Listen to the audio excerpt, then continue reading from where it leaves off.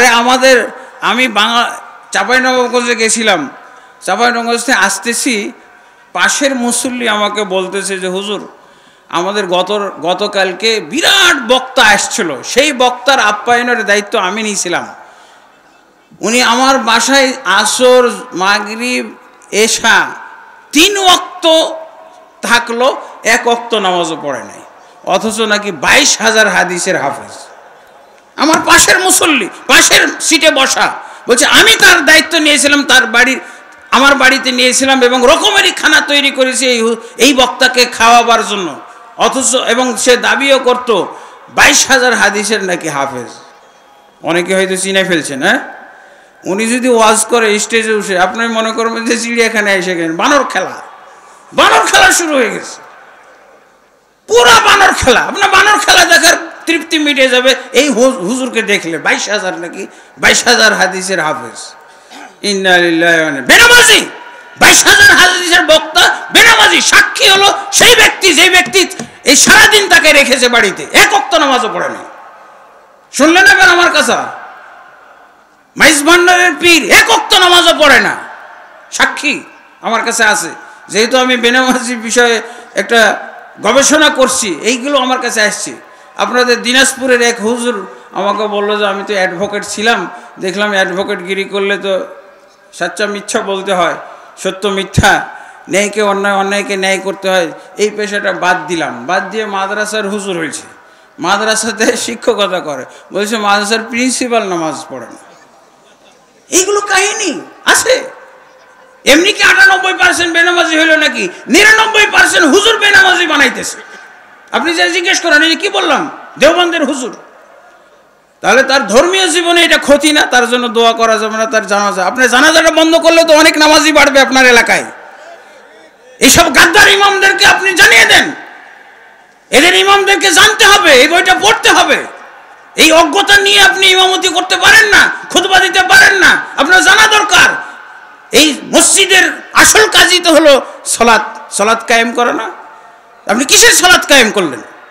আপনি বেনামাজিদের জানাজা পড়া বন্ধ করে দেন। ধর্মীয় ক্ষতি এটা। তার আরও ব্যক্তি জীবনে ক্ষতি, যে ওর সাথে কোনো নামাজি মেয়ের বিবাহ দেওয়া যাবে না। বিবাহ দিবেন, ছেলে খুব সুন্দর, খুব যোগ্য, মাস্টার পাস, 2 লক্ষ টাকা বেতন পায়, যখন শুনবেন যে বেনামাজি, আর না, তার সাথে বিয়ে দেওয়া যাবে না, হারাম। লাঠি মেরে তাকে বাড়ির গেট থেকে বের করে দিবেন, জুতা মেরে বের করে দিবেন। তোর এই সৌন্দর্যের কোনো দরকার নাই। ভণ্ড কোথাকার, ও ভণ্ড। এইরকম যদি আপনি মেয়ে পান, খুব সুন্দরী মেয়ে পেয়েছেন, মাস্টার্স পাস, অমুক তমুক, এই সেই, চাকরি করে, ভালো, পছন্দ হয়েছে, সুন্দরী, এবার শুনলেন যে ও নামাজ পড়ে না, তাহলে ওকে বাদ দিতে হবে। তাহলে এটা কি ব্যক্তি জীবনে, বৈবাহিক জীবনে এটা ক্ষতির কারণ না? হ্যাঁ। তারপরে ওই ব্যক্তির কিন্তু সামাজিক জীবনে অনেক ক্ষতির ব্যাপার আছে। সামাজিক জীবনে কি, ওর জবাইকৃত কোনো গোশত খাওয়া যাবে না, মুরগি জবাই করলে খাওয়া যাবে না, গরু জবাই করলে তার গরু জবাইকৃত খানা খাওয়া যাবে না, গোশত খাওয়া যাবে না, খাসি জবাই করলে খাওয়া যাবে না। আপনারা কি করেন, খান নাকি? এটা করা যাবে না। কতভাবে ইসলাম তাকে কোণঠাসা করেছে, কিন্তু এগুলো না জানার কারণে, অজ্ঞতার বলে আমরা যদি সমাজ চালাই তো এরকম তো হবেই। তারপরে তার রাজনৈতিক জীবনে ক্ষতি। রাজনৈতিক জীবনে আমরা তো ভোট টোট দেই নাকি, নেতা দাঁড়ায়, ভোট দেওয়া তো এমনি গণতান্ত্রিক একটা প্রক্রিয়া। এই গণতান্ত্রিক প্রক্রিয়ায় আপনি ঢুকতে পারেন না। তারপরও বলছি যে একে ভোট দেওয়া যাবে না, একে চেয়ারম্যান বানানো যাবে না, একে মেম্বার বানানো যাবে না, একে এমপি বানানো যাবে না, একে মন্ত্রী বানানো যাবে না, একে প্রধানমন্ত্রী বানানো যাবে না, একে প্রেসিডেন্ট বানানো যাবে না। তাহলে আমাদের 90% মুসলিমের দেশে কয়জন নামাজি আছে? এই যে আপনি মেম্বার বানাইলেন, চেয়ারম্যান বানাইলেন, এমপি বানাইলেন, মন্ত্রী, প্রধানমন্ত্রী বানাইলেন। আমাদের প্রধানমন্ত্রী সম্পর্কে সারা জীবন আমি শুনছি সারা রাত নাকি তাহাজ্জুদ পড়ে, কিন্তু একদিনও শুনে নেই যে 1 ওয়াক্ত ফরজ নামাজ পড়ে। শুনছেন আপনারা? খালি তাহাজ্জুদের কথাই শুনি, তাহাজ্জুদ পড়তেন। আর ওনার ভ্যানিটি ব্যাগে নাকি খালি কি কোরআন পাওয়া যাইত, কিন্তু ওনার গোটা কোরআনে একটা মাত্র আয়াত ছিল কি, লাকুম দীনুকুম ওয়ালিয়া দীন, তোমাদের জন্য তোমাদের দিন, আমাদের জন্য। ইন্না লিল্লাহি ওয়া ইন্না ইলাইহি রাজিউন। বুঝেছেন? এটা হলো রাজনৈতিক রাষ্ট্রীয় জীবনে বেনামাজি ব্যক্তির ক্ষতি। এমনকি আন্তর্জাতিক জীবনও ক্ষতি আছে। আন্তর্জাতিক জীবনে ক্ষতি, একজন মানুষ সব জায়গায় যাইতে পারে, তাই না? কিন্তু মক্কা মদিনায় ঢুকতে পারবে না। বেনামাজি ব্যক্তির জন্য মক্কা মদিনায় যাওয়া হারাম, নিষেধ। মোহাম্মদ বিন সালেহ আল ওসাইমিন উনি স্পষ্ট করে বলে দিয়েছেন যে কোনো কাফেলা, কোনো এজেন্সির সাথে যদি কোনো বেনামাজি থাকে, যখন মক্কার হারাম এলাকার সীমানায় পৌঁছবে, তখন এই হাজিদের দায়িত্ব হলো যারা জানে চিনে যে এই ব্যক্তিটা বেনামাজি, তাহলে তাকে যেন অবশ্যই হারামের সীমানায় ঢোকার আগে, মক্কার সীমানায় ঢোকার আগে যেন তাকে বহিষ্কার করে, তাকে গাড়ি থেকে নামিয়ে দেয়। সে যদি নামতে না চায় তাহলে পুলিশ ডেকে যেন তাকে নামিয়ে দেওয়া হয়। এই ব্যক্তি মক্কা মদিনায় ঢোকার অধিকার রাখে না। তাহলে এটা আন্তর্জাতিক জীবনে ক্ষতি না? আমি আমেরিকাও যাইতে পারি, ইউরোপ যাইতে পারি, আসমানে যাইতে পারি, আমি চন্দ্রে যাইতে পারি, কিন্তু মক্কা মদিনায় যাওয়া আমার জন্য নিষিদ্ধ, হারাম। যদি কোনো বেনামাজি থেকে থাকে তাহলে ফতোয়াই আছে ওই দেশের, মোহাম্মদ বিন সালেহ আল ওসাইমিন ফতোয়া স্পষ্ট করে লিখে দিয়েছেন যে কোনো বেনামাজির জন্য হজে যাওয়া নিষেধ। যদি হজে যায় বা উমরায় যায় তাহলে তার সঙ্গী সাথীরা যেন হারাম এলাকা যখন দেখবে, হুদুদুল হারাম, ওখানে লেখা আছে মামনু দুখুল গায়রিল মুসলিমিন, অমুসলিমদের এই এরিয়ায় ঢোকা নিষেধ, হারাম। ওই জায়গায় নামাই দিতে হবে। আপনারা দেখছেন এটা যারা হজ উমরায় গেছেন, ইত্তাজিহ গায়রুল মুসলিমিন, এই রাস্তা বাইপাস রাস্তা দেখানো আছে, এই রাস্তা ধরবে কাফেররা, মক্কার আশপাশে যেতে, মক্কার হারাম এলাকার সীমানায় ঢুকতে পারবে না। তাহলে হজ করবে কি, উমরা করবে কি? ও তো মক্কা মদিনায় যাওয়া হারাম, নিষিদ্ধ। যদি সে নামতে না চায় তাহলে পুলিশ ডেকে তাকে নামাবে। আমাদের দেশের পুলিশের কাছে যাবেন? হ্যাঁ। তারপরে শেষ যেটা বলবো সেটা হলো কি, বেনামাজি ব্যক্তির দুনিয়ায় থাকার অধিকার নাই, সে শুধু কবরস্থানেই থাকবে। কবরস্থানে কাকে রাখা হয়? কবরস্থানে রাখার আগে কায়দা করতে হবে না? কি কায়দা জানেন? মৃত্যুদণ্ড। সূরা তাওবার 5 নম্বর আয়াত পড়বেন। সূরা তাওবার কয় নম্বর আয়াতে আছে? 5 নম্বর আয়াত। তারপরেও হাদিস, বহু হাদিসের মধ্যে পাবেন যে বেনামাজি ব্যক্তির শাস্তি হলো মৃত্যুদণ্ড, তাকে হত্যা করে ফেলতে হবে। শাসক যদি বেনামাজি হয় তাহলে ওই যে বৈষম্য বিরোধী ছাত্ররা যেভাবে জমায়েত করেছিল, ঢাকাতে একত্র হয়েছিল, ইসলাম জানলে, নামাজ ত্যাগকারীর বিধান জানলে কি হবে? যদি শাসক, প্রেসিডেন্ট, প্রধানমন্ত্রী নামাজ ছেড়ে, নামাজ পড়ে না, এটা যদি জানতো তাহলে ওই বৈষম্য বিরোধী ছাত্ররা যেভাবে হাসিনা তাড়ার আন্দোলনে একত্র হয়েছিল, এইভাবে না বেনামাজি ব্যক্তিকে, বেনামাজি শাসককে হত্যা করার জন্য একত্র হবে। বেনামাজি শাসককে হত্যা করার জন্য একত্র হবে, এটা হাদিসে আছে। আল্লাহ রাসূল সাল্লাল্লাহু আলাইহি ওয়াসাল্লাম বলছেন কিয়ামত আসার আগে বা অচিরেই আমার উম্মতের মধ্যে এমন কিছু শাসকের জন্ম হবে যারা অন্যায় কাজ করবে, যারা ভালো কাজের পাশাপাশি অনেক অন্যায় কাজ করবে। তখন সাহাবায়ে কেরাম বললেন, ইয়া রাসূলুল্লাহ, এরকম শাসক আমাদের যুগেই কি প্রকাশ পাইতে পারে? বলছে, হ্যাঁ, তোমাদের যুগে যদি, তোমাদের যুগে প্রকাশ পাইতে পারে।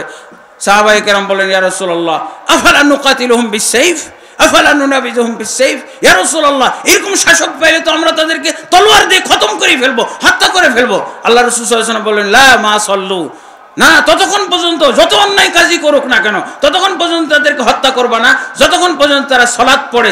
যখন দেখবা যে সালাত পড়ে না, তাহলে আর কোনো বাধা থাকলো না, হত্যা করে ফেলো। হত্যা করে ফেলতে বলতো না ওই দিন?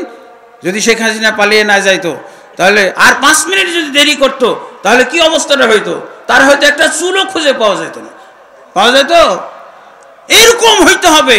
এইরকম নামাজির ওয়াজ, বেনামাজির ওয়াজ যেই সমাজে হবে, অবশ্যই শাসকের বিরুদ্ধে এরকম জনগণ একত্র হয়ে যাবে। আর শাসক তো অবশ্যই জনগণ, থানার মাধ্যমে। তারপরে আল্লাহ রাসূলের হাদিস আছে, যদি শাসক ব্যক্তি জীবনে সালাত আদায়কারী হয় কিন্তু তার সমাজ এবং রাষ্ট্রে সালাত কায়েম করে না, তারপরও তাকে হত্যা করে ফেলতে হবে। আল্লাহ রাসূল সাল্লাল্লাহু আলাইহি ওয়াসাল্লাম বলছেন, মা আকামু ফিকুমুস সালাহ, যতক্ষণ পর্যন্ত তোমাদের মাঝে সালাত আদায় করে ততক্ষণ পর্যন্ত তাদেরকে হত্যা করা যাবে না। কিন্তু শুধু ব্যক্তি জীবনে নিজে সালাত পড়ছে, কিন্তু সে তদারকি করছে না আমাদের মসজিদগুলোতে সালাত হচ্ছে কিনা।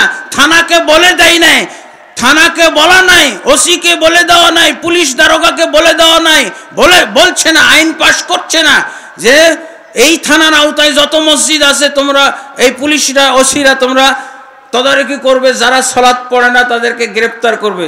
ইমাম আবু হানিফা রাহমাতুল্লাহ আলাইহির সবচেয়ে ঢিলঢাল ফতোয়া হলো তাদেরকে গ্রেফতার করে বন্দি রাখতে হবে জেলখানায়, যতক্ষণ পর্যন্ত তওবা করে 5 ওয়াক্ত সালাত না পড়বে ততক্ষণ পর্যন্ত তার মুক্তি নাই, যাবজ্জীবন কারাদণ্ড। এটা হলো হালকা শাস্তি। আর অন্যান্য 3 জন ইমাম বলছে না, তাকে হত্যা করে ফেলো, তওবা পড়াইবা, তওবা যদি করে 5 ওয়াক্ত সালাত পড়ে তাহলে তাকে রেহাই দেওয়া হবে, মুক্তি দেওয়া হবে। আর যদি সে তওবা না করতে চায় তাকে একবারে হত্যা করে কবরস্থানে পাঠিয়ে দিতে হবে। এই আইনের কারণে রসুলের যুগে মুনাফিকরাও 1 ওয়াক্ত সালাত ছাড়তো না। রসুলের যুগে মুনাফিকরাও 1 ওয়াক্ত সালাত ছাড়ে না। আর আমাদের দেশে মুসলমান হয়ে 98% সালাত ছেড়ে দিচ্ছে।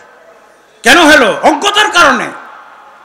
আল্লাহ রাসূল সাল্লাল্লাহু আলাইহি সাল্লাম এই যে সালাত ত্যাগকারীর ব্যাপারে যে কঠিন বিধান দিয়েছেন, আচ্ছা বলেন তো এর চেয়ে আর বিধান কি? এখন কমপক্ষে এই ওয়াজগুলো তো আমাদের করতে হবে। আমরা আপাতত এতটুকু তো জানতে পারলাম, হাই হাই সর্বনাশ, বেনামাজিরা যাতে এতটুকু জানতে পারে, এতটুকু জানলে হয়তো বা কখনো কখনো মানতে বাধ্য হইতে পারে বা কখনো কখনো আমলও করতে পারে। যদি জানতো যে তারা মৃত্যুদণ্ডের আসামি, তাহলে একসময় তাদের বোধ উদয় হইতো না। এই বক্তব্যগুলো থাকতে হবে। আমরা বলছি না যে আমরা বক্তারা সবাই মিলে এখন বেনামাজি হত্যার কাজে নেমে যাব। এটা কোনো জনগণের হাতে দেওয়া হয় না, এটা সরকার করবে।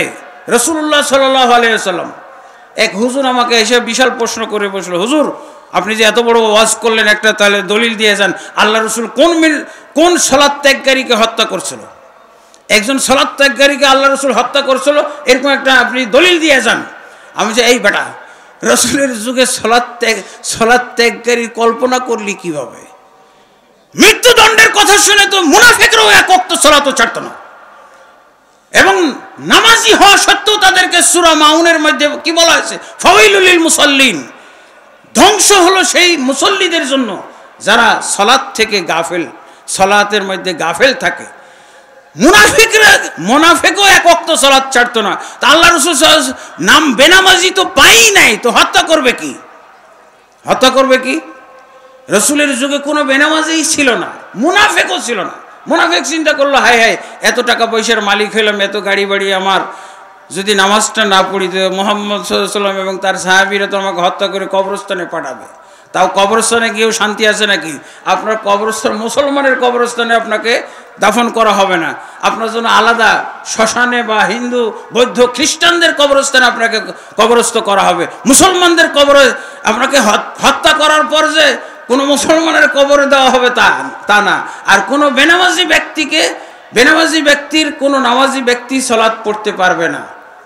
আপনি একটা যুক্তি শুনে নেন, যে জিন্দা থাকতে নামাজের প্রয়োজন বুঝলো না, মরার পর আপনি তার নামাজের জন্য এত দৌড়ঝাঁপ করেন কেন? হ্যাঁ, ফালতু কথাবার্তা। ও তো যখন জীবিত ছিল তখনই তো নামাজের মর্ম বুঝলো না, আর মরার পর আপনি তার জানাজার নামাজ পড়ার জন্য এত দৌড়ঝাঁপ কেন? মাথায় কিছু আছে? মাথায় আছে কিছু? আপনি তো বোকা মানুষ না। আরে না, যখন ও জীবিত ছিল তখনই তো সে নামাজের কোনো প্রয়োজন বোধ করে নেই, আর মারা যাওয়ার পর আপনি তার নামাজ পড়ে দিয়ে কি লাভ? কোন লাভ আছে? আল্লাহ তাবারক ওয়া তাআলা আমাদেরকে বুঝার তৌফিক দান করুন। আমার সময় আরও আগে শেষ হয়ে গেছে, আমি কিছু অতিরিক্ত সময় নিয়ে ফেললাম, মাফ চাই। আর আমি আল্লাহর কাছে দোয়া করি, আল্লাহ আমাদের সবাইকে যেন সত্যিকার অর্থে মুসলিম এবং সালাত আদায়কারী মুসলিম যেন আমাদেরকে আল্লাহ তাবারক ওয়া তাআলা হওয়ার তৌফিক দান করেন। শুধু ভৌগোলিক মুসলিম না, শুধু গণনার মুসলিম না, ভূগোলবিদদের দৃষ্টিতে মুসলিম না, আল্লাহ তাবারক সত্যিকার অর্থে কোরআন সুন্নাহ ভিত্তিক 5 ওয়াক্ত সালাত আদায়কারী, যথাযথভাবে রসুলের নিয়মে আদায়কারী মুসলিম হিসেবে আল্লাহ আমাদেরকে এই দুনিয়াতে বেঁচে থাকার, জীবনযাপন করার এবং মৃত্যুবরণ করার তৌফিক দান করেন। আল্লাহুম্মা আমিন। আস্তাগফিরুল্লাহ লি ওয়া লাকুম।